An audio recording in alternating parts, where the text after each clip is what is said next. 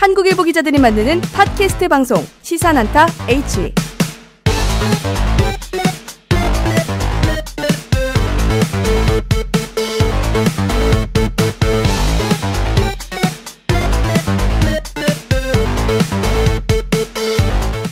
노건평 씨의 자금관리인으로 추정되는 주변인의 계좌에서 수백억 원대의 뭉칫돈이 발견돼 확인하지 않을 수 없다. 건평 씨 수사 과정에서 뭉칫돈 계좌를 발견한 것은 맞지만 건평 씨와 연관시켜 생각하는 것은 위험한 발상이다. 건평 씨와 뭉칫돈 계좌 사이에 직접적인 거래는 없었고 연관도 없다. 검찰이 지난 18일부터 21일까지 사흘 동안 수사 과정에서 바꾼 말입니다. 계좌 추적, 압수수색을 통해서 뭉칫돈의 규모, 사용처, 조성 경위, 관련자 조사 등을 거친 뒤 언론에 발표하는 게 순서인데 검찰은 의혹만 서둘러 부추겼습니다. 검찰의 워딩도 수백억 원대 뭉칫돈, 의심스러운 계좌, 자금관리인, 확인하지 않을 수 없다 등등 매우 자극적이었습니다. 노무현 전 대통령의 서거 3주기를 맞아서 정치적인 물타기 의도로 피의사실 공표까지 해가면서 무리한 기획수사를 한 것이 아니냐 하는 의혹이 나오는 이유입니다. 노 전 대통령 서거일에 녹음하는 시사난타 H 32번째 시간 지금 시작합니다.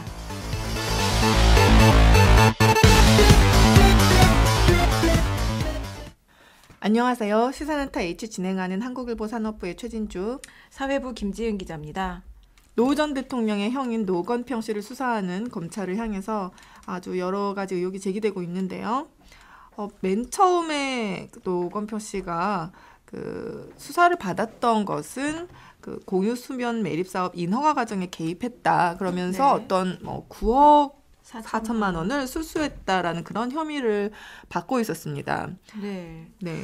그런데 수사 초기에 아까 같은 수백억 원대 뭉칫돈이 자금관리인의 계좌에서 발견됐다라는 그런 얘기를 흘리면서 마치 거의 범죄 행위가 확실히 있는 것처럼 기정사실화하는 그런 모습을 보였죠. 네, 마치 이제 이 수백억 원대 뭉칫돈이 그 건평 씨한테 전달된 듯한 그런 뉘앙스를 풍기는 내용을 계속 검찰이 흘렸죠. 그래서 뭐 건평 씨를 뭐 나쁘게 이용한 세력이 있다, 뭐 이런 식으로 해서 실제로 이 수백억 원대 뭉칫돈이라는 것이 무슨 비자금이라든지 무슨 뭐 정권의 사안에서 뭐 차원에서 조성된 어떤 문제 있는 돈이라든지 이런 건 아닌가 하는 그런 사람들이 생각을 할 수 있는 그런 용어를 마구 얘기를 했어요. 근데 좀 사실 예를 들면 이제 피의사실 공표가 피의사실 공표죠.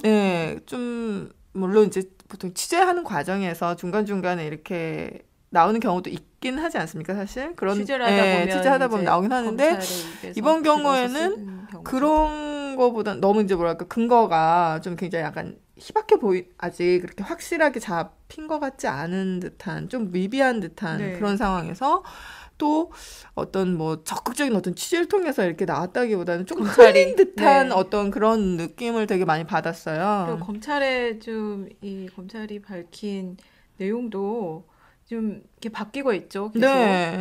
그 처음부터 그럼 세게 나갔으면 계속 뭔가 확실한 게 있으면 좀 세게 나가던지. 용두사미가 되고 있습니다. 그러니까요. 그래서 이게 과연 뭔지.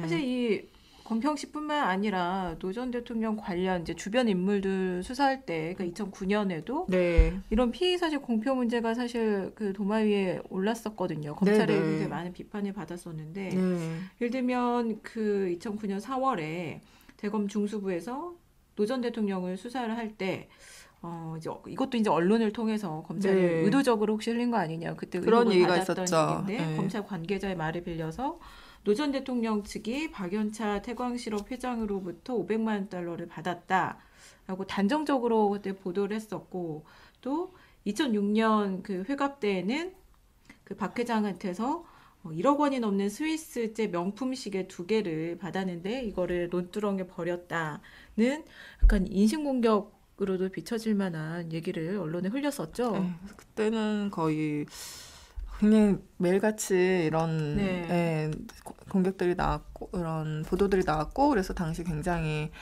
검찰이 앞장서서 피의사실 공표를 하면서 사람을 갖다가 이렇게 몰아가고 있다라는 데 대해서 되게 어떤 비판이 많이 나왔었죠. 그리고 이제 이걸 그대로 기정사실화해서 받아쓴 언론들도 책임에서 자유롭지 그렇죠. 못했는데 그래서 그 노 전 대통령 서거 이후에 반성문을 쓴 언론도 있었고요. 네. 그랬죠.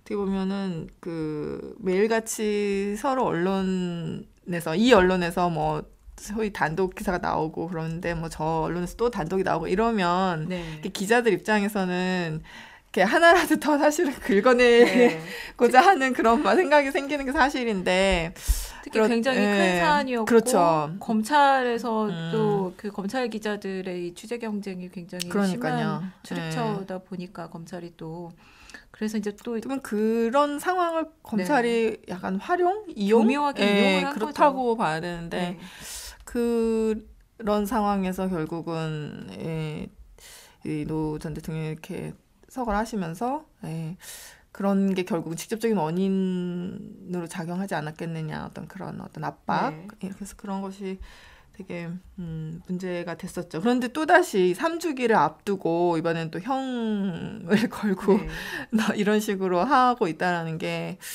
묘하게 또 시기가 딱 3주기 직전이어서 사실 그 노 전 대통령 서거 이후에 해마다 5월이 되면 굉장히 이제 이게 정치적으로도 연관이 없을 수가 없는 사안이기 때문에 이미 서거를 했으나 현존하는 약간 정치 권력이기도 하잖아요. 노 전 대통령이 갖는 상징성이. 그렇죠. 게다가 올해는 대선이 또 있는 해이고 그래서 혹시 검찰이 또 이제 무리하게 이런 정치적으로 물타기를 하려고 이런 무리하게 기획수사를 한 거 아니냐 이런 얘기가 나오고 있습니다. 아무래도 그 시기가 너무나 묘하다고 할 수 있는 그런 시기였던 것 같아요. 그렇죠? 네. 이게 한 일주일 전부터 연일 신문 헤드라인에 노건평 씨 이름이 오르지 않은 경우가 없었잖아요. 우리 한국일보만 해도 지금 벌써 3일째 일면에 노건평 씨 관련 검찰 수사 속보가 계속 나오고 있고요. 그러다 보니까 정말 사실 뭐 어떤 사건이 갑자기 발생했을 경우는 뭐 시기를 뭐 타지 않고 뭐 발표를 할 수도 있고 하는 것이지만 이번 사건 같은 경우는 사실 꼭 이 시기에 맞춰서 딱 발표나 이렇게 흘려야 될 그런 사안이었나라는 생각이 들잖아요. 그래서 그러니까 발생 사건이라고 하기 좀 어려운 기획 사에 가까운 그런 것인데 그래서 좀 의심을 받을 수밖에 없는 것 같아요. 근데 결과적으로 어쨌든 간에 중요한 건 이제 실체적 진실이 뭐냐 이 검찰이 처음에 얘기한 뭔가 뭐 그런 굉장한 뭔가가 있는 거냐 아니면 뭐 연관이 없다 이쪽이 맞는 거냐 그것일 텐데 그 건평 씨 자금 관리인으로 의심받고 있는 박영재 씨에 대해서 우리 신문이 인터뷰를 했잖아요. 그래서 그 사람이 그분은 억울하다는 거 했죠. 그러니까 뭐 나는 죄가 있으면 검찰에 자진해서 나간다. 남의 돈을 가진 적도 없고 추후도 그런 일이 없다. 그 경찰이 말하는 그 노건평 씨 그 자금 관리인 계좌가 이제 말하면 이 박영재 씨의 동생 명의의 계좌인데 여기에 들어간 이제 250억 원 상당의 이 자금 돈을 이제 그 검찰이 그렇게 그 뭉칫돈으로 이제 건평 씨하고 뭔가 연관이 있는 듯한 뉘앙스로 대표를 했던 건데 이제 요 돈에 대해서 약간 억울함을 호소를 한 거죠. 그렇죠. 그래서 뭐 그 인터뷰에서 계좌를 보여줬잖아요. 통장 사본을 보여주면서 이렇게 뭐 많은 날은 하루에 몇 억씩 입금되고 회사의 1년 매출액이 150억에서 200억 원 정도였다. 이렇게 해서 3년 정도면 총 600억 원 정도가 이제 들고 나고 한 것인데 그러니까 말하자면 회사 자금 공적인 용도의 통장이라는 그런 거죠. 일종의 이분이 경남 김해시에서 폐기물 처리 업체인 영재고철 운영을 하시고 진영읍의 번영 회장이라고 하시는데 어쨌든 뭐 어떻게 보면 회사의 공금 같은 게 이제 들락날락했던 것인데 이거를 이상한 자금, 괴자금, 검은 돈, 뭉칫돈 이런 거는 전혀 아니다. 너무 억울하다. 이제 이런 얘기를 했죠. 이분이. 그 마치 이제 건평 씨의 측근 그 계좌라고 이렇게 연결을 지어서 그러니까 마치 막 수백 원대 뭉칫돈 이렇게 하면 무슨 한꺼번에 확 뭐 큰 돈이 입금이 되었다든지 아니면 뭐 그런 식으로 부정한 돈인 그렇죠. 것처럼 그런 뉘앙스가 됐는데 실제로는 3년 동안 입출금 내역의 총합이다. 그러니까 이거는 좀 굉장히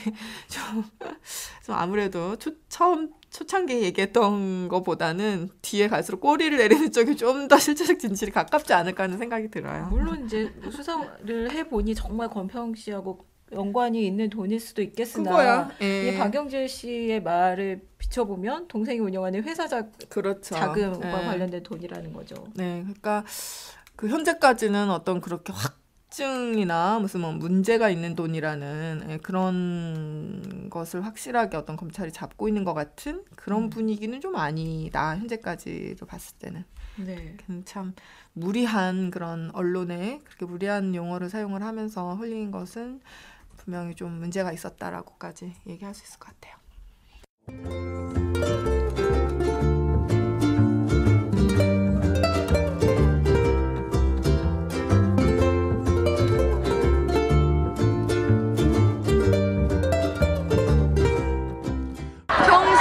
근데 비읍시에 보면 딱 병신 아니야? 비읍시에서로 많이 쓰잖아 욕을. 병신이야. 병신. 비읍시옷. 이것은 어떤 그 특정 단어의 그 초성만을 따놓은 건데요. 여러분은 만약에 이 비읍시옷이라고 적힌 걸 본다면 어떤 단어를 떠올리실 것 같으세요?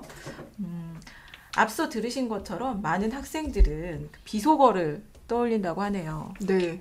요즘 애들 이렇게 욕 많이 하는지 몰랐다. 이렇게 대중교통을 이용하다가 중고등생들 대화에 귀를 기울여본 어른들은 요즘 이렇게 혀를 내두르면서 말을 한다고 하는데요.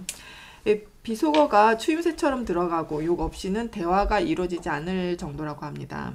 아이들에게 욕이 거의 일상의 전반에 찰싹 붙어있는 그런 상황이라고 하네요. 네.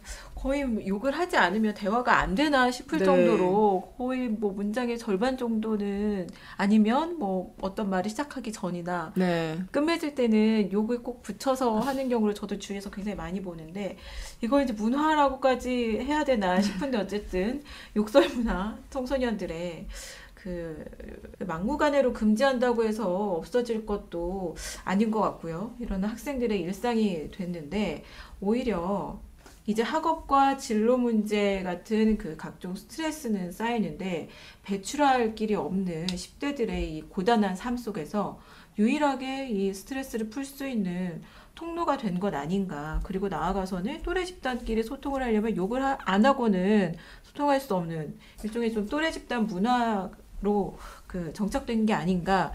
이런 목소리도 있습니다. 네. 그래서 이번 시사난타 H 32번째 시간에는 10대들의 욕설 문화를 주제로 이야기를 나눠보겠습니다. 지난주 한국일보 토요일자 특집 기사를 썼던 사회부 김혜영 기자와 이화여대 겸임교수로 출강하고 계시는 경희여중 국어교사 또 욕개선 동아리 지도교사도 맡고 계시다고 하시네요. 강용철 선생님을 모셨습니다. 두 분 안녕하십니까? 안녕하세요. 네, 안녕하세요. 일단 이게 우리가 요즘 학생들이 참 욕을 많이 한다 이렇게는 알고 있는데 구체적으로 도대체 얼마나 많이 욕을 하는지 좀 실태부터 좀 설명을 해주실까요? 실제로 선생님께서 애들을 그러니까 학생들을 가르치시니까 제일 정확하게 아실 것 같은데. 네, 그 학생들하고 이렇게 대화해 보면 그 욕을 쓰지 않고 대화해봐라 그러면 당황함을 느끼는 학생들이 있을 정도예요. 그러니까, 욕을 쓰지 않고 말하는 거에 어려움이나 부담을 느낄 정도라는 거죠? 그렇죠. 그러니까 욕설이 애들한테는 지금 친구를 부르는 호칭이 되기도 하고 감탄사가 되기도 하고요. 이렇게 하나의 언어 코드화되다 보니까 애들한테 그냥 생활 속에 사용하는 어휘의 한 부분으로 자리가 잡은 상황이죠. 혹시 이렇게 선생님하고 대화할 때도 이게 나오기도 하고 그러나요? 네, 그 무의식적으로 이렇게 나올 뻔 하다가 입을 막거나 당황스러워하는 아이들도 있어요. 근데 뭐 친구들하고 대화하거나 혹은 뭐 밖에서 뭐 대중교통 뭐 스스럼 없이 욕설하는 경우는 굉장히 많이 볼 수가 있죠. 네. 아니 이 욕 개선 동아리가 생겼다는 것 자체가 그만큼 학생들이 욕을 많이 하니까 그런 것일 텐데 동아리는 언제 어떻게 만들게 되신 건가요? 동아리는 작년에 이제 시작을 하게 됐는데요. 제가 그 청소년 용어에 대한 관심은 한 10년 전부터 가지고 연구를 좀 하고 있었어요. 근데 그 애들이 아까 기자님 말씀하신 것처럼 해소할 통로가 없었는지 욕설이 갈수록 굉장히 좀 심해지고 있고요. 그 빈도나 그 양상이 굉장히 퍼지고 있는 것이죠. 그래서 이걸 바꿀 수 있는 방법을 찾아봤는데 대부분의 언어 정책들이 거의 위에서 내려주는 탑다운 방식이죠. 교육청 뭐 이런 식으로 그렇죠. 위해서. 예. 그러니까 뭐 이거 하지 말아라. 이거 나쁘다. 이렇게 얘기하는데 오히려 그 얘기를 듣고 애들은 뒤돌아서 욕을 하죠. 이런 현상이 벌어지는 거죠. 제가 동아리를 만든 가장 본질적인 이유는 그 언어를 바꾸는 건 위에서 지시하는 게 아니라 스스로가 깨달아야 되고요. 네. 그걸 또래들이 도와줘야 된다는 관점에서 동아리를 같이 이제 해야 되지. 나 혼자 욕을 안 하는 것도 되게 힘든 일일 것 같긴 해요. 그렇게 완전히 뭐 정착된 문화 수준이 되었다면. 그렇죠. 예. 그 친구가 만약에 욕을 했는데 제가 친구가 욕하지 마 이러면 전 밥 혼자 먹어야 됩니다.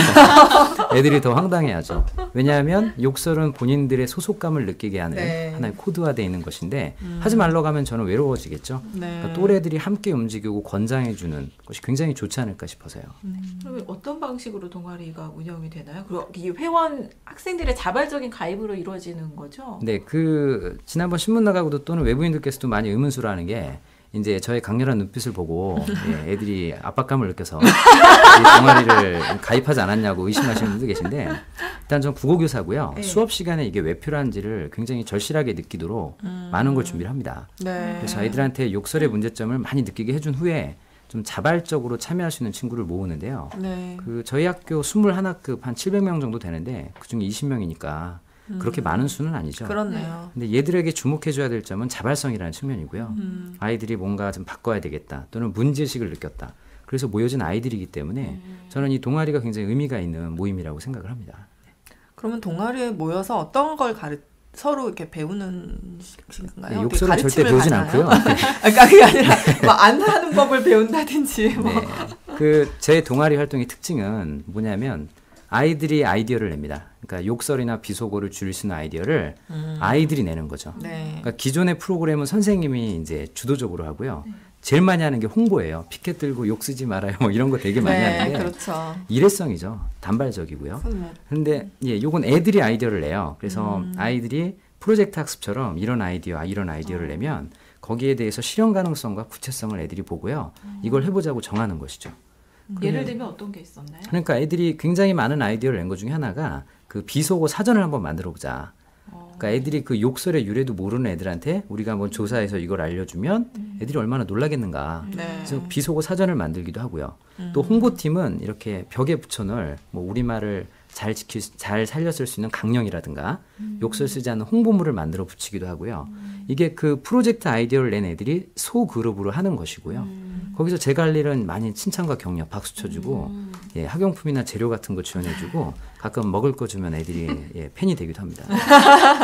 몇 명이나 가입했나요? 아까 20명 정도? 올해는 20명 정도인데 사실 2기고요. 작년에 1기 애들이 되게 중요한 역할을 했죠. 네. 사실 처음에 한다고 했을 때 애들이 좀 황당해하기도 하고 이건 공부 잘하는 아이들이 뭔가 좀 재밌게 하려는 모임 아닌가 이런 생각을 했는데요. 네. 올해는 좀 다른 점은 저희 학교에 욕쟁이 학생도 실제 이 동아리에 들어왔어요. 예, 그래서 기자님 취재하실 때 보셨겠지만 욕이라 하면 뭐 내노라는 욕에 대한 초특급 전문가가 자기가 욕 쓰는 게 너무 문제가 있다. 그래서 들어온 거죠. 본인 스스로 그거를. 그렇죠. 굉장히 중요한 열쇠인데 이 욕설 문제는 본인이 느껴야 돼요. 근데 그걸 느끼게 하는 게 정말 힘듭니다. 예. 김 기자 그러면 그 학생을 취재를 했나 보죠? 네. 그 학생은 막 이렇게 욕을 하면서 어떻게 내가 이게 문제다라고 깨닫게 된 계기가 뭐래요? 그 소위 욕 종결자라고 욕 종결자 선생님이 욕 종결자라고 이렇게 하시길래 저도 그 표현을 기사에 인용했는데 네. 근데 이 친구가 반장이고 굉장히 리더십도 있고 공부도 중위권 정도 그러니까 우리가 뭐 이렇게 대중교통에서 욕하는 친구들 보면 소위 이제 뭐 공부 못하고 문제 학생이라 생각할 수도 있는데 학교는 좀 그런 분위기가 아니고 뭐 욕을 안 하는 학생이 한 5%도 안 될 정도로 욕을 많이 하기 때문에 이 친구는 3학년 반장인데다가 친구들하고 관계도 좋고 한데 정말 말끝마다 욕을 달고 이제 살았다는 거예요. 그래서 본인은 초등학교 1학년 때부터 이제 쌍시옷을 입에 달고 본인 표현에 의하면 입에 달고 살았다. 근데 그게 그냥 나에게 이제 하나의 감탄사이자 뭐 내 심정을 표현하는 말 호칭 아까 선생님 말씀하신 대로 친구를 부르는 호칭이었는데 어느 날 이 표현도 너무 거친데 제가 이제 기사에 쓸까 말까 고민하다가 자기 단짝 친구가 너 입에 걸레를 문 것 같아라고 했다는 거예요. 그래서 충격을 받고 내가 계속 이래서는 안 되겠다. 고쳐봐야 되겠다 해가지고 자기도 동아리에 와서 같이 방법을 고민하다 보면 이제 이 동아리 소속이라는 것만으로 야, 너 그 동아리 하는데 욕해도 돼? 이제 이럴까봐 이제 자기 통제를 하기 위해서 이제 와봤다 하는데 좀 효과가 있었대요? 지금 어떤가요, 선생님? 지금은 이제 새로운 동아리 구성한 지 얼마 안 됐기 때문에 이제 동아리가 3월 이후에 이제 4월이나 이런 때 만들어졌으니까 그리고 애들이 좀 친밀도도 있고 한 시기에서 조직을 했기 때문에 얘네들은 2번째 기수고요. 이제 활동이 계속해서 꼽혀 나갈 겁니다. 그래서 지금 효과성을 기대하기는 어렵고요. 그리고 그 한 가지 좀 생각해야 될 건 보통 결과나 효과성에 너무 집중하는 경향이 있어요. 그래서 학교들이 언어 이런 프로젝트나 뭐 언어 사업을 하면 막 퍼센트를 막 몇 프로 좋아졌다 이렇게 얘기하는데 이 언어는 금방 바뀌지 않거든요. 사실 그렇죠.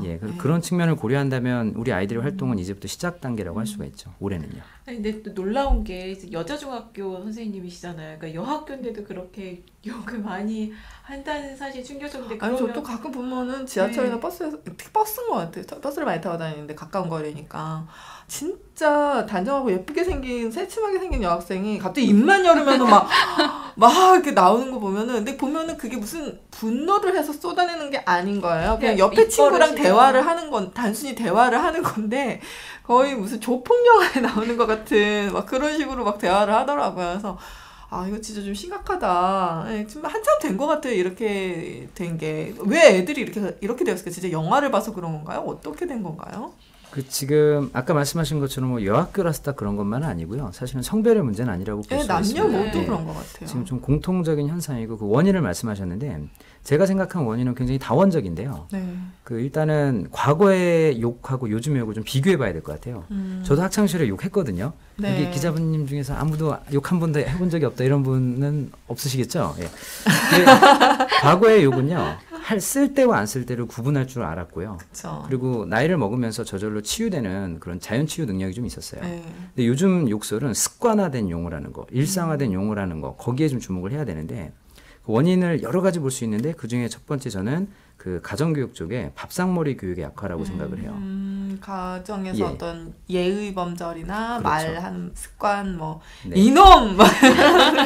그러니까 뭐 현대 사회가 다 바빠서 그런 건데 부모 교육이 그래서 중요한 건데요.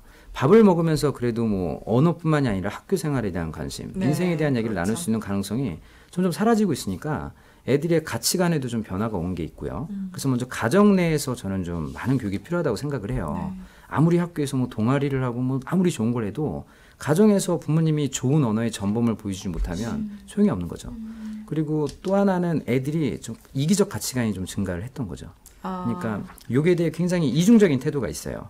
내가 하는 건 친밀함의 표현이고 스트레스 해소고 아주 좋은 건데 남이 나한테 욕하는 거 들으면 애들이 굉장히 기분 나빠하거든요. 그래요? 이 아주 중요한 실험이 욕이 있어요. 나쁜 걸 아는 거야. 그러니까 욕 들었을 때 기분 나쁘다는 걸 알고 사용하는 건데.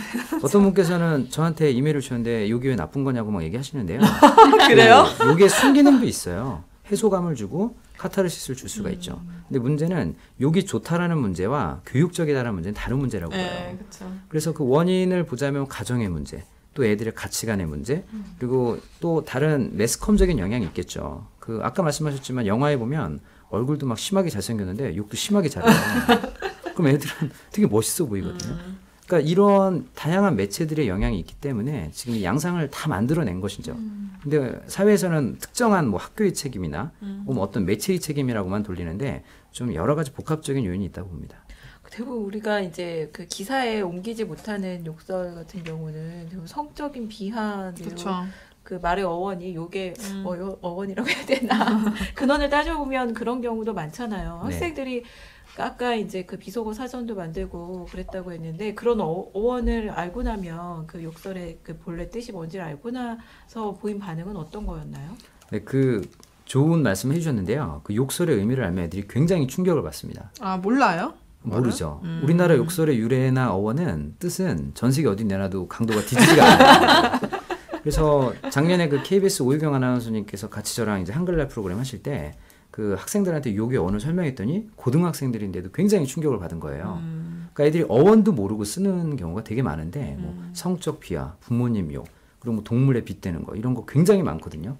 그러니까 애들이 모르기 때문에 썼다가 뜻을 알면 굉장히 충격을 받죠. 근데 여기 주의해야 될 게 뭐냐면 이 프로그램이 의미는 있어요. 욕의 어원을 알아서 충격을 주는 건요. 근데 단 학생들의 그 난이도를 수준을 고려하셔야 되겠죠. 초등학생들한테 하면 더 굉장히 충격받아요. 그러니까 이 프로그램을 투입했을 때 효과가 있을 만한 학생들, 걔들한테는 어떻게 보면 해볼 수 있는 프로그램이겠죠. 저 옛날에 그러니까 현 새누리당이죠. 전 그 한나라당 모 의원이 이제 국감차 지방에 내려가서 회식 자리에서 술집 주인한테인가 이제 막 욕설을 해서 제가 그걸 기사를 쓰면서 성적 비하 발언이라고 썼는데 그분이 그 의원이 저를 명예훼손으로 그 고소를 한 거예요. 그래서 비하가 아니다. 그래서 검찰에 가서 이제 가기 전에 제가 그 어원을 다 찾아서 검사 앞에 와가지고 왜 이게 성적 비하인지 이 욕설이 잘잘잘 설명해서 결국 이제 혐의 없음으로 끝난 건데 그 생각이 나네요. 정말 모르시는 놀랐어요. 분들이 많은 게 제가 이제 경희여중 이 동아리 친구들 기사가 나가고 인터넷 기사 댓글을 보는데 그러니까 여기 이제 선생님 지도하신 동아리 친구들 기사 제목이 뭐 XX 어원 알면 욕 못 써요 이런 제목이었어요. 그렇죠. 그리고 이제 기사에는 당연히 그 적나라한 어원을 쓰진 않았는데 댓글이 한 천여 개 달린 것 중에 한 50%가 그래서 뜻이 뭐냐고 이 기자 XX야. 저 그걸 보면서 너무 웃기기도 하고 정말 모르는 분들이 많구나. 진짜 몰라서 쓴 거예요 그 댓글이? 서로 설명해 주시고 왜 설명을 안 하냐라고 어떤 네티즌이 그건 이런 뜻인데 진짜 모르는 몰랐니? 사람들이 댓글에 있었군요. 모르는 분 많으실 거예요. 네. 사실 그랬던 것 같아요. 그러니까 전 사실 되게 욕이라는 걸 안 썼던 그리고 약간 눈빛이 흔들리시는데 아니 대학교 때 잠깐 화날 때 썼던 적이 갑자기 생각이 나서 근데 어쨌든 중고등학교 때까지는 거의 안 썼다고 봐야 되는데 그럴 때 특히 그런 전 좀 어원을 일찍 알았거든요. 그러니까 전혀 못 쓰겠더라고요, 사실. 그런. 저도 초등학교 다닐 때 선생님께서 그 얘기를 해주셨거든요. 그래서 정말 쓰면 안 되는 말이구나. 그때 각인이 확실히 돼서 저는 이제 그걸 알 뒤로는 저도 입에 담아본 적이 없고 그 전에도 물론 어렸을 때라서 그랬는데 그리고 이게 말이라는 게 사실 무섭잖아요. 이 공기 중에 이 나쁜 기운이 그대로 그 상대방한테 전해진다고 하는데 상대방 입장에 저주하는 말인 거잖아요. 그렇죠. 그런 걸 또 알면 학생들이 이렇게 쉽게 욕 못할 것 같아요. 네, 그 어원에 대한 것도 굉장히 중요한 교육이고요. 애들이 모르고 못 쓰는 경우는 실제 굉장히 많습니다. 그리고 더 큰 문제는 요즘 학교폭력 논란이 많고 막 뜨겁지 않습니까? 근데 학교에서 일어난 사안들을 보면 이 욕에서 시작되는 경우가 굉장히 많아요. 싸움의 어떤 시작이라든지. 그렇죠. 그러니까 그 욕이 나오면서 너 뭐라 그랬어? 뭐라고? 이러면서 강도가 세지면 나중에 주먹이 나가고 폭력이 일어나는 경우가 있겠죠. 성인들도 그렇잖아요. 그렇죠. 사실 아까 국회의원분들 말씀하셨는데 그때 욕 조사하시면서 전문가가 되셨을 것 같은데요. 그 어른들이 반성을 해야 될 부분이 되게 많아요. 그러니까 애들한테 욕 쓰지 말라고 하면 제일 많이 하는 말이 어른들이 더 많이 쓰잖아요. 이렇게 얘기하거든요. 과연 그 말에 대해서 우리가 어른으로서 기성세대로서 정말 당당하게 그렇지 않다고 말하기는 힘든 거겠죠. 그러니까 애들도 보고 배우는 것이 많기 때문에 정말 반성해야 될 일 중에 하나라고 봅니다. 사실 근데 또 그런 면이 있잖아요. 사실 저는 그래서 사실 낙법수를 많이 못 듣겠다 싶었던 저도요. 부분이 약간 이렇게 그런 말에 있어서 끝마다 이렇게 물론 그게 뭐 욕이냐, 그냥 추임새다, 이제 이렇게들 얘기도 하고 그러는데, 사실 저는 약간 그게 거부감이 좀 느껴졌었거든요. 근데 그런 것도 사실, 물론 이제 어른들이 주로 듣는 거고 하니까, 그거는 매체가 청소년 대상 매체도 아니고, 이렇긴 하지만, 그 프로그램이 좀 유행을 하면서 사실 저는 그걸 좀 느꼈었어요. 그러니까 사람들이 말해서 이렇게 일상생활 말에다 끝에다가 이렇게 시고 이런 거 이렇게 붙여가지고 막 한다든지 시까지만 했는데 어쨌든 그래서 실제로 좀 그게 일상 생활에 영향을 미친다는 생각이 좀 들더라고요. 언어 생활에. 그럼 자기가 언어 생활을 그렇게 할 경우에 이렇게 가정에서나 이런 데 영향을 또 미치지 않을까 그런 생각도 좀 많이 들었어요, 사실. 지금 뭐 낙곰수 이런 거 말씀하셨는데 뭐 욕쟁이 할머니나 낙곰수 이런 경우를 한번 들어보면 사실 욕쟁이 할머니가 욕하는 거 우리 기분 나빠하지 않거든요. 욕쟁이 할머니. 왜냐하면 친근함의 표현이라는 걸 알고 있기 때문이죠. 그러니까 아주 특별하기 때문에 더 재미가 있고 관심이 가는 거죠. 그리고 요즘 소셜 미디어들이 너무나 많은데, 그러니까 정규 방송에서 하지 못했던 그런 욕설이나 비속어를 이 소셜 미디어들이 막 하니까 사람들은 재미가 있고 대리 만족도 느끼고 어떤 그런 정도를 벗어나는 그런 스릴을 느낄 수가 있는 거죠. 근데 그게 어른들이 시원하고 재밌다고 하지만 분명히 중요한 것은 교육적 차원은 다르다는 거죠. 교육과는 또 다르다. 교육과는 다르다는 거죠. 어른은 그걸 들어도 이게 어떻구나, 이 정도는 어떤 거야 라는 어떻게 보면 욕설에 대한 그 완충지대가 있다라는 거죠. 정신적 완충지대. 근데 아이들은 없어요. 들으면 바로 스펀지처럼 바로 흡수해 쓰는 거죠. 그러니까 그렇기 때문에 이런 미디어들이 책임감을 느껴야 된다고 보고요. 뭐 욕쟁이 할머니나 아마 그런 그 소셜 미디어들 진행자들 분께도 애들이 이런 방송을 듣고 욕 쓰는 거에 대해 찬성하십니까? 그러면 당연히 그렇다고 말씀하시지 못할 것 같아요. 그래서 이런 부분에는 좀 미디어나 다른 분들도 책임감을 좀 많이 느끼셔야 되겠죠. 그 욕을 많이 할 경우에 이제 좀 다른 여러 가지 뭐 아까 저 문제가 싸움이 발생한다든지 이런 문제도 있겠지만 약간 좀 스스로 성향이 좀 그러니까 언어 폭력이잖아요. 잘못 욕이라는 게 그래서 언어 폭력적으로 쓸 수 있는데 그게 좀 성향이 폭력이 된다든지 아니면 무슨 뭐 문제 해결 능력이 좀 떨어진다든지 뭐 이런 식의 연구 결과 그런 것도 좀 있나요? 네, 있습니다. 실제 이 욕설의 문제를 어떤 분들께서는 자꾸 표현의 문제로만 보시는데요. 전 개인적으로 욕설은 어떤 사고의 문제하고요. 감정의 문제하고 표현의 문제가 맞물려 돌아간다고 생각을 해요. 실제 공부 잘하는 애들이나 못하는 애들 이렇게 욕설 쓰는 빈도 보면 뭐 다 비슷하다고 얘기하지만 실제 머리에 독서를 한다거나 신문 읽기 많이 하는 애들과 그렇지 않은 애들은 굉장히 다르거든요. 그러니까 욕의 사용 빈도 달라질 수 있고요. 또 심리적으로 그 욕을 많이 하는 애들을 보면 이렇게 감정 조절 능력이 상당히 떨어집니다. 그러니까 컨트롤 능력이 떨어지니까 당연히 자기 제어가 안 된다는 거죠. 예, 그러니까 감정 조절이 안 되기 때문에 당연히 학습 능력도 떨어질 수밖에 없죠. 인내심이나 어떤 자기 사회성이나 혹은 이런 조절 능력이 떨어지니까 연구 결과로도 그건 분명히 증명이 되었다고 볼 수가 있죠. 근데 또 이제 그 기사에 인용된 조사 결과를 보면 그 학생들이 그 교육은 그러니까 욕설 관련해서 교육은 해야 되지만 해도 효과가 없을 것이다. 이렇게 답한 학생들이 절반이 넘었다고 56.3%로 나왔다고요.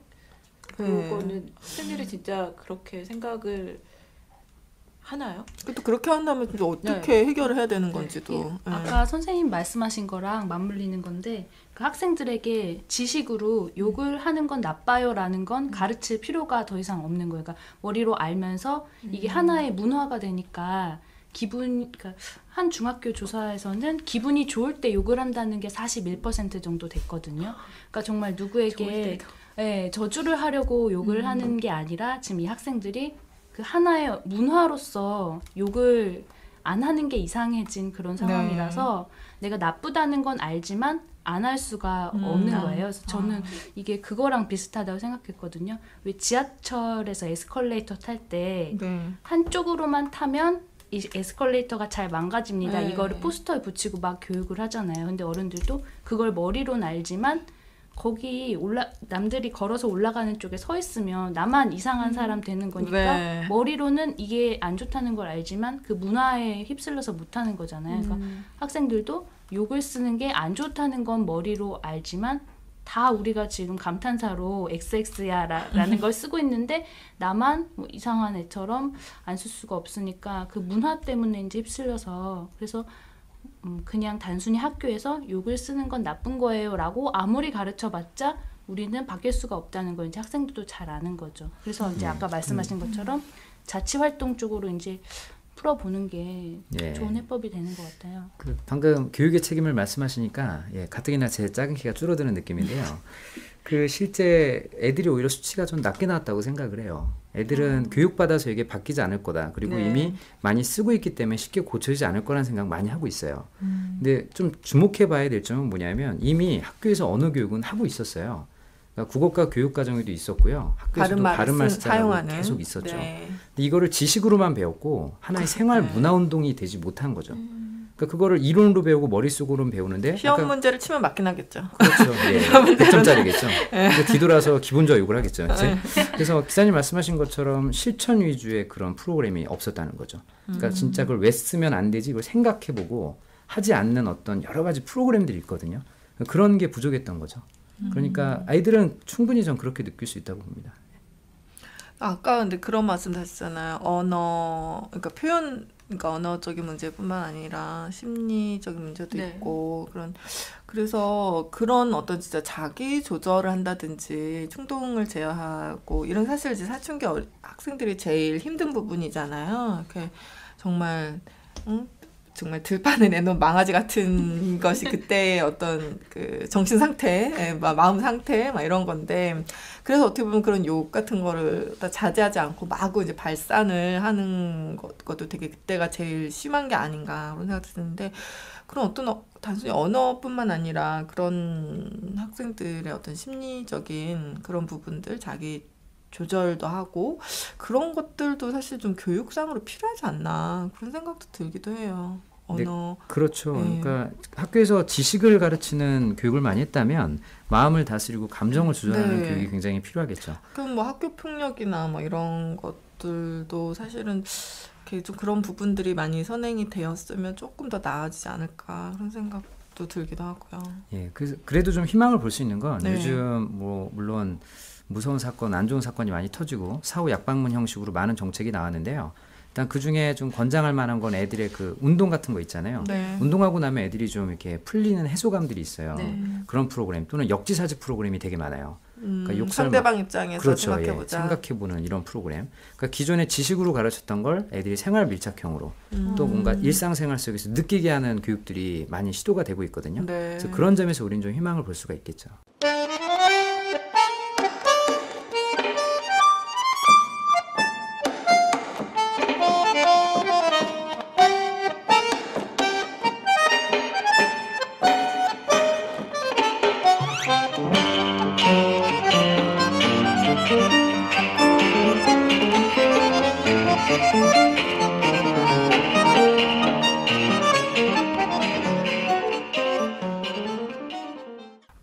부모들이 자기 자녀들이 이렇게 욕을 갖다가 하는 거를 모르나요? 아나요? 중고등학생 부모들이? 제 생각에는 이런 믿음이 있어요. 다른 애들은 욕을 해도 내 아이는 안 할 거야라는 그런 믿음이 있죠. 예. 그래서 집에서는 욕을 안 쓰죠. 그런데 그래서 부모한테 이렇게 그렇죠. 욕을 하진 않긴 하겠죠. 진지하게 얘기해 보면은 애들이 집에서는 안 써도 나가면 쓸 수밖에 없어요. 그 이유는 애들 속에 대화를 하려면 욕을 안 쓸 수가 없는 거고, 또 재밌는 결과가 있는데 작년에 국립국어원과 KBS에서 조사한 자료에 의하면 초등학교 4학년 때 욕을 폭발적으로 배우거든요. 초등학교 4학년 때요? 네, 4학년 때요. 우리 애가 지금 1학년일 때 열심히 데뷔를 해놨다가 3년간 데뷔하셨다가 책을 많이 읽히고 그렇죠. 그 4학년이 폭발적인 이유는 고학년이 시작되는 때예요. 그렇죠. 그러니까 옛날에 사춘기가 좀 내려왔다고 볼 수 그렇죠. 있죠. 그러니까 나의 지배력을 보여줘야 되고 그게 언어로 표현이 되면서 또 애들이 욕을 하는 건 굉장히 공격적인 화법이잖아요. 네. 그러니까 상대방에 대한 나의 어떤 힘이나 이런 걸 보여주는 또 하나의 수단이 되고 있는 거죠. 그렇죠. 그게 중학교 때 굉장히 폭발적인 이유는 뭐 중2병이라고 다 들어보셨겠지만 예, 그게 일본에서 넘어온 용어입니다. 실제. 네, 예. 그쵸. 그래서 그만큼의 그 정서와 사춘기의 신체적 이런 거에 다 물려버리면서 이제 욕의 전성시대가 오는 것이죠. 예. 그러면 사실 이제 그 최근 1, 2년 한 2, 3년 된 것 같아요. 중고등학생들이 이렇게 욕을 많이 하는데. 아니야, 더 오래됐어. 그럼 어쨌든 그 친구들 계속 자라서 뭐 그 대학도 가고 아니면 사회생활도 시작하고 이렇게 될 텐데, 그러면 이 친구들이 갑자기 이렇게 입버릇처럼 욕을 그렇게 하다가 대학에 딱 들어갔다고 안 하진 또 않을 거 아니에요. 그럼요. 네. 그러면 요즘 대학생들도 그렇게 욕을 많이 하는 빈도가 높다고 봐야 되나요? 아니면 이렇게 나이 먹을수록, 그러니까 뭐 소위 말하면 철이 들수록 네. 자기가 그냥 이렇게 제어를 하는 건지. 네. 저는 지금 더 큰 문제는 기존에는 성인이 되면서 욕의 부정성을 알기 때문에 조정을 할 수가 있었는데요. 성급한 일반화는 아니고 대학생 중에 쓰는 학생 굉장히 많다고 보고요. 실제 초등학생들이 놀이터에서 하는, 전 놀이터 문화라고 제가 좀 명칭을 지었는데 욕설 굉장히 많잖아요. 그 놀이터 문화하고 유사한 현상이 바로 어른들 회식 장소, 술자리 같은 데 보면 똑같이 나옵니다. 이게. 그러니까 이 언어 문제를 애들만으로 초점을 맞추시면 안 되고요.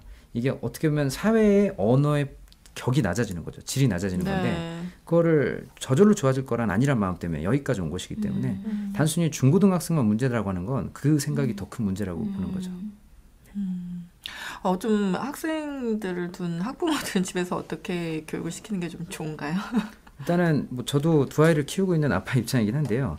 대화를 많이 해주시는 게 중요합니다. 이제 아이들이 대화를 통해서 부모의 언어 형태나 그런 내용을 배우기도 하고요. 또 집에서 얘기하다 보면 애들이 해소감이 있기 때문에 좀 언어의 필요성이나 가치를 가정에서부터 생활화해서 느끼는 것이겠죠. 그리고 부모님께서 지시하든 너 욕 쓰면 안 돼. 이제부터 이 시간부터 욕 쓰면 뭐 벌점 주고 이게 아니고요. 부모님이 그런 말씀을 하시기 전에 좋은 언어의 모델이나 전범을 많이 보이셔야 돼요. 그래서 가정에서는 전 그게 굉장히 중요하고요. 그 부모님들 사이의 화법을 제가 좀 공부를 해봤더니 부부들 사이에도 굉장히 공격적이고 파편적인 화법을 구사하는 거죠. 그러니까 애들이 보고 배우는 것은 바로 그런 용어들인 거죠. 그런 부분도 좀 반성을 해야 되겠죠. 오늘 반성의 시간이네요. 계속. 사실 그런 것 같아요. 애 키우다 보면요. 정말 하는 대로 해요. 그러니까 저도 막 애기 뭐 좀 8살, 4살인데 애기 때 보면 처음에 말을 가르칠 때 어쨌든 존댓말을 쓰거든요. 그러면은 부모한테도 존댓말을 쓰니까. 그런데 그래서 계속 그렇게 되면은 그게 잘 유지가 되더라고요. 근데 또 물론 이제 바깥에서 배워오고 막 친구들이랑 하는 그 말은 너 어디서 배웠냐? 막 이런 이상한 말을 막 유치원에서 배워오기도 하고 막 이렇긴 하지만 어쨌든 간에 부모가 어떻게 말하느냐가 제일 큰 영향을 미치는 것 같기는 해요. 그 아이의 언어 형성에 있어서는.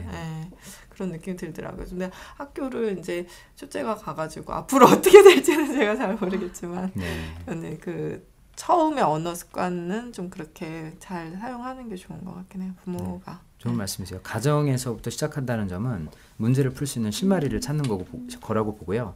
한 곳의 책임으로만 물으면 안 된다는 점. 그리고 학교도 당연히 노력해야 되겠죠. 그리고 언론 매체도 전 노력해줘야 된다고 보거든요. 그런 복합적인 노력이 있어야지 이걸 어떤 사안이 터졌다고 한 기관이나 한 곳의 잘못으로만 보는 건 굉장히 문제를 해결할 수가 없는 것이죠. 뭐 요즘 애들은 문제다 막 이런 식으로 그냥 해버리는 것도 별로 전혀 사태 해결에 도움이 안 되는.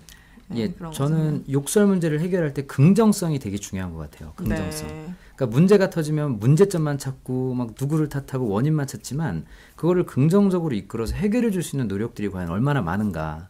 이 점은 좀 철학적으로 고민해 봐야 되지 않나 싶어요. 그리고 정말 이제 욕이 가진 순기능, 뭐 카타르시스를 느끼게 한다든지 뭐 해소감을 준다든지 정말 그런 순기능을 살리고 싶으면 그냥 구태의연한 욕을 하지 말고 창의적인 욕을 만들어서 써보는. 아니 전 영화 그 황산벌 보고서 언어 유희구나 저것이 바로 생각지 못한 이 맥락이 있는 욕이잖아요. 그런 생각 때는 뭐 그런 것도 방법이 될 수 있을까요? 일단 창의적인 욕이라고 하시니까 제가 상당히 혼란스러운데요. 어떤 게 창의적인 욕일까라는 생각도. 그 예를 들자면 그 케이블 방송의 뭐 개그맨이 이제 일진 복장을 하고 나와서 욕설이 아닌 말을 이제 합니다. 근데 욕설이라는 걸 우리 시청자들은 알고 있는 것이죠. 케이블 방송에 그런 게 있었어요. 뭐 일진 흉내고 비슷한. 이런 PC방 막 이러면서 뭐 이렇게 막 하는 게 있어요. 맞아요. 봤어요. 그걸 시청자들은 욕을 의미한다는 걸 알면서 보잖아요. 재미를 느끼는 거죠. 제가 굉장히 좋아하는 개그맨인데 그분이 의도한 것은 그런 창의적인 욕일까? 또는 그분이 그걸 통해서 일진을 희화하고 풍자하려는 걸까? 아니면은 이런 방송에서 욕을 이렇게 탁 씀으로써 사람들한테 스릴감을 주려는 걸까? 좀 혼란스러웠어요. 개인적으로 굉장히 좋아했던 개그맨입니다. 왜냐하면 옛날에 막 동물과 사물을 흉내를 내는 걸 보면서 여성으로서의 미를 포기하고 정말 시청자를 위해 한몸을 바치는 뛰어난 예술원이 있다고 생각했는데 이번 건 보면서 제가 좀 혼란스러웠어요. 근데 사실 그 프로그램은 좀 케이블 방송에 약간 성인을 대상으로 한 그런 방송이기 때문에 좀 아까 말씀드린 진짜 좀 카타르시스를 느끼게 하려는 목적이 좀 강하지 않았을까 개인적으로 그런 생각이 들긴 해요. 그렇게 보시죠. 그런데 문제는 애들이 다 알고 있다는 그러니까 거죠. 그거를 다 애들이랑 같이 보는 것이 사실은 결국 문제가 되겠죠. 네. 그 참 그런 것 같아요. 그 코미디 프로그램을 저희는 안 보는데 코미디 프로뿐만 아니라 사실 텔레비전에서 안 보는데 아이들이 유치원에서 배워오더라고요. 그 코미디 프로그램에서 하는 말을 사실 저는 제가 안 보니까 몰랐어요. 그 코미디 프로그램에 나오는 말 감사합니다 뭐 이러는 거였는데 무슨 감사합니다니까 뭐 나쁘진 않잖아요. 일단 그래서 뭐 그냥 그런가 보다 하고 있었는데 나중에 그게 코미디 프로그램이 아주 유명한 것이었기 때문에 나중에 뭐 간첩이냐 이런 소리 듣고 그걸 몰랐다니 말하면서 그랬는데 저보다 우리 아이들이 더 먼저 배워갖고 이게 감사하면 저도 몰랐어요. 근데 어쨌든 그렇게 그 매스 미디어 특히 이제 그런 공중파 방송의 영향력은 심지어 안 보는 사람한테도 이게 영향이 있을 정도로 크긴 크다라는 거는 부인할 수 없는 사실인 것 같아요. 그래서 작년에 어떤 연구 결과가 하나 있었는데 국립국어원에 이제 나온 자료에 보면 매스미디어 영향이 그렇게 높게 나오진 않았었어요. 어떤 수치는요. 근데 이제 애들이 설문을 하거나 응답을 할 때에는 본인들이 못 느껴서 응답률이 떨어지는 경우가 있어요. 네. 근데 하다못해 온라인 게임을 하든 채팅을 하든 굉장히 많아요, 실제는. 본인들이 그걸 몰라서 응답률이 떨어진 부분도 있다라는 거고요. 그 욕 배틀이라고 혹시 들어보셨나요? 욕 배틀? 뭐 서로 욕을 하면서 싸우는 더 강도 높은 욕을 해서 그렇죠. 센 욕을 끊기지 않고 자신 있게 과감하게 하는 애가 이기는 건데 그걸 오락을 하면서 채팅을 같이 하면서 하는 경우도 있고요. 정말요? 그렇죠. 이런 상황까지 있는 거죠. 그래서 어떤 분은 이거는 정말 극단적인 사례고 최악의 사례라고 얘기하지만 이런 사례들이 은근히 많다는 거죠, 사실은. 매체가 많이 있는데 저는 좀 특히 주목해야 될 매체는 개그 프로그램하고요. 그리고 또 하나 영화라고 생각을 해요. 영화. 애들이 미디어 영향 많이 받는데 우리 뽀통령 유치원생 많이 보잖아요. 네. 뽀로로 욕하지 않거든요. 네, 그렇죠. 애들 욕하지. 그걸 보면서 욕하다는 생각을 못 하는데 어떤 영화들 보면 15세 관람 가면 중학교 2학년 기준인데 얼굴도 잘생겼는데 욕도 잘하고 뭐 욕하는 게 멋있어 보이고 이러니까 애들은 또 간접학습이 되는 경우도 있기 때문에 그 미디어들도 좀 자정을 해야 되는 때가 아닌가 싶어요.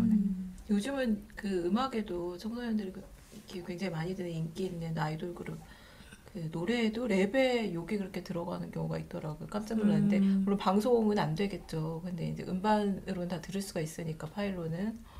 깜짝 놀랐는데 근데 이렇게 욕을 기사로 다루는 것도 되게 이례적인 거잖아요. 취재하면서는 아니면 기사 나가고 나서 반응도 좀 궁금한데 김혜영 기자 어땠어요? 취재하면서 좀 재밌었던 일이나 아니면 기사 나가고 나서 특히 학부모들 반응 좀 궁금한데.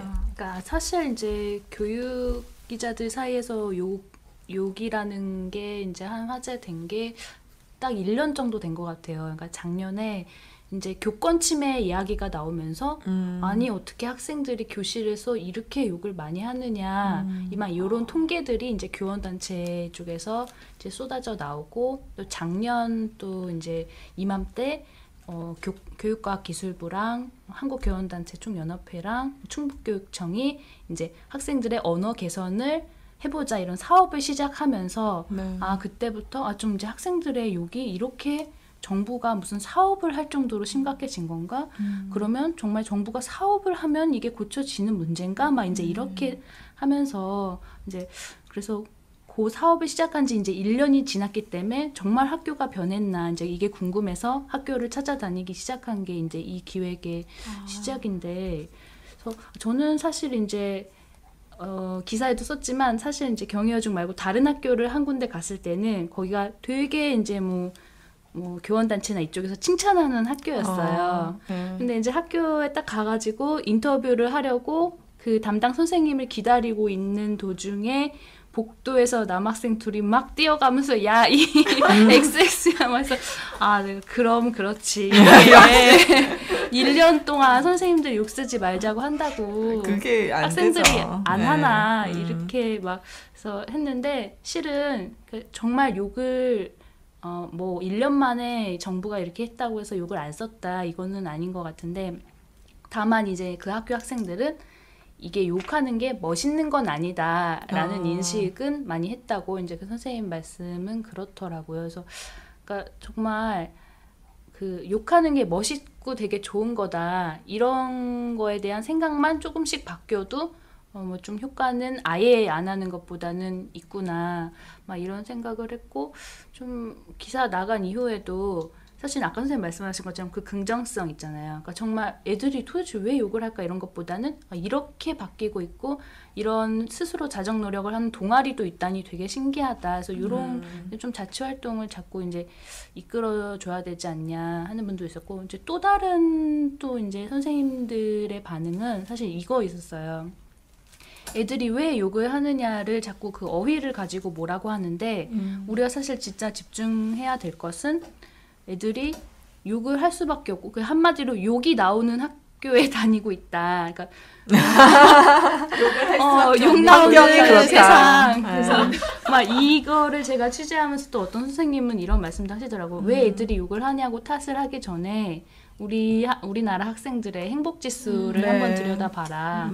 OECD 2010년인가 조사에서 OECD 23개 나라 중에 한국 학생들, 한국 청소년들의 행복 지수가 최하위였거든요. 그러니까 정말 평균에 한참 떨어지는 23등이었어요. 그러니까 꼴등이었어요. 그래서 그러니까 언어라는 것 자체가 일단은 효용성이 있어야 유행을 하기 시작하는 건데 왜 이제 어른들 사이에서 유행하는 말도 그게 정말 입에 착착 붙으니까 유행을 하는 거잖아요. 뭐 예를 들면 요즘에 뭐 멘탈 붕괴 이것도 약간 이상한 말인데 멘탈 붕괴 멘붕 해서 되게 많이 쓰잖아요. 근데 많이 쓰는 건 그만큼 이 말을 쓰고 싶고 써야만 하는 상황이 그만큼 정말 멘탈이 붕괴된. 근데 이 말이 너무 착착 붙는 건데 아이들도 마찬가지라는 거예요. 그러니까 뭐 아까 이제 이런 단계를 거쳐서 문화가 되면 기분이 좋을 때도 쓰겠지만 뭐 한동안은 정말 이제 나를 스트레스 주고 그 경쟁 속에서 그러니까 진짜 자살률도 높고 막 이런 상황에 그래서 정말 이제 자존감도 떨어지고 친구끼리 서로 뭐 비하해야 하고 막 그런 상황이 많고 그러니까 그 말이 입에 이제 착착 붙는 거죠. 학생들 입장에서도 이제 이건 너무 근본적인 해결책이라 사실 말하기도 새삼스럽지만 이런 것을 외면한 채 이제 언어만을 가지고 또 말은 할 수 없다. 이제 이런 반응을 주신 분들도 많이 계셨어요.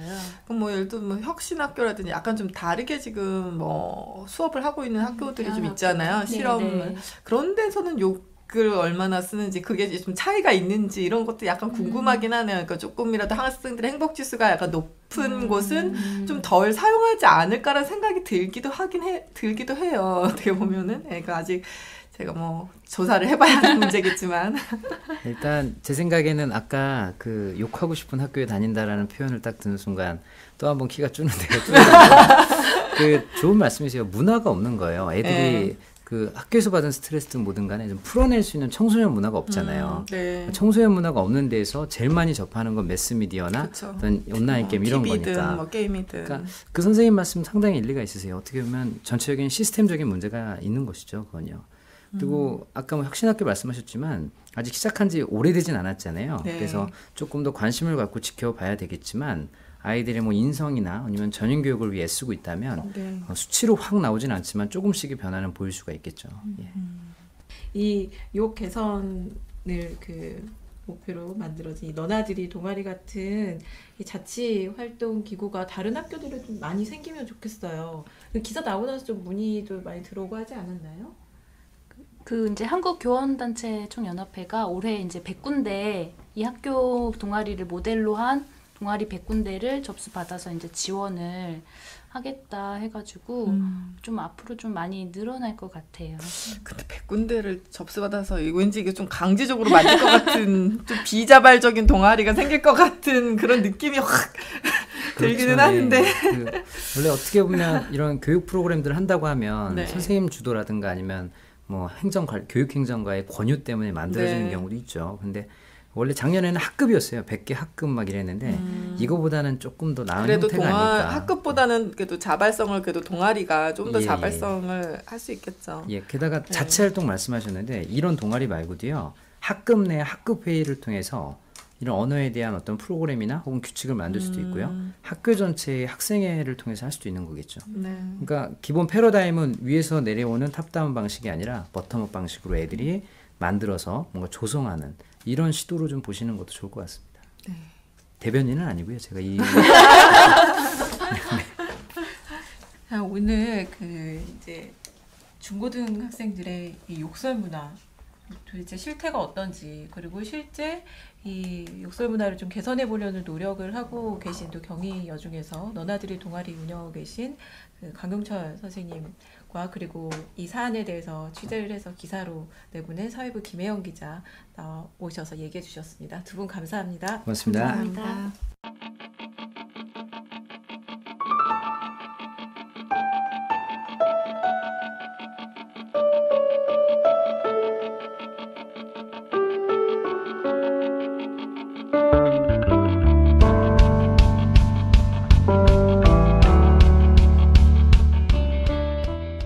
보통 국가별 순위를 매길 때 GDP, 즉 그 나라의 생산 규모를 기준으로 합니다. 하지만 최근에는 GDP 대신에 행복지수를 만들어서 사용하자는 움직임이 일고 있습니다. OECD도 더 나은 삶 지수를 만들어서 매년 발표하고 있는데요. 우리나라는 34개 회원국 중 26위로 상당히 낮은 것으로 나타났습니다. 네, 최근에 나라별로 구체적인 평가 내용이 담긴 자료가 발표됐는데, 우리나라는 교육과 건강 등에서는 높은 평가를 받았지만 소득 격차나 노동시간, 또 시민 참여의식에서는 좀 문제가 많은 것으로 나왔습니다. 예를 들어 소득의 경우 1인당 소득이 OECD 평균에 못 미쳤을 뿐만 아니라 상위 20%의 소득이 하위 20% 소득의 5배가 넘는 이런 큰 격차가 문제점으로 나왔죠. 네, 또 세계 최장 노동시간 이미 잘 알려진 사실인데요. 우리나라의 연평균 노동시간이 2193시간으로 OECD 평균인 1749시간보다 무려 400시간 이상 많은 것으로 나타났습니다.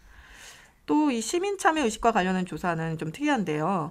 최근 선거에서 평균 투표율이 63%로 OECD 평균보다 10%포인트 낮았는데요. 이 중 상위 20%의 투표율은 91%로 매우 높은 반면 하위 20%의 투표율은 59%로 이 격차가 거의 30%가 넘었습니다. 이거는 OECD 평균 격차 7%와는 큰 차이를 보이는 것으로 나타났습니다. 우리나라가 경제 규모는 세계 10위권이지만 행복 수준은 낮다는 거는 이미 오래전부터 알려진 사실이죠. 네. 이를 개선하기 위한 노력은 아직 제대로 이루어지지 않고 있는 것 같은데, 오늘 방송에서도 학생들의 행복 지수가 세계 최하위, 그러니까 OECD 최하위였죠. 23등이라고 이제 김혜영 기자가 얘기를 해줬는데, 이것도 이 욕설 문화와 또 연관이 있다, 이런 분석도 나왔었습니다. 과도한 경쟁과 소득 격차, 또 세계 최장의 노동 시간을 줄이는 정부 차원의 노력이 필요한 때가 아닌가 합니다. 네, 그러기 위해서는 이 투표에 적극적인 시민 참여도 필수적일 것 같습니다. 네. 특히 선거 날에도 일하러 나가야 하는 저소득층의 경우 이들의 또 투표율을 높이기 위해서 제도 개선이 필요할 것 같습니다. 시사난타 H32번째 시간 여기까지 하겠습니다. 진행의 산업부 최진주, 사회부 김지은 기자였고요. 제작에는 디지털뉴스부의 양홍주, 박소영, 허경주 기자입니다. 여러분 감사합니다. 감사합니다. 시사난타 H에 의견을 주실 분은 트위터나 페이스북으로 보내주시면 됩니다. 트위터나 페이스북에서 시사난타 H를 검색하시거나 최진주, 김지은 기자의 트위터로 의견을 주셔도 됩니다. 많은 관심 바랍니다.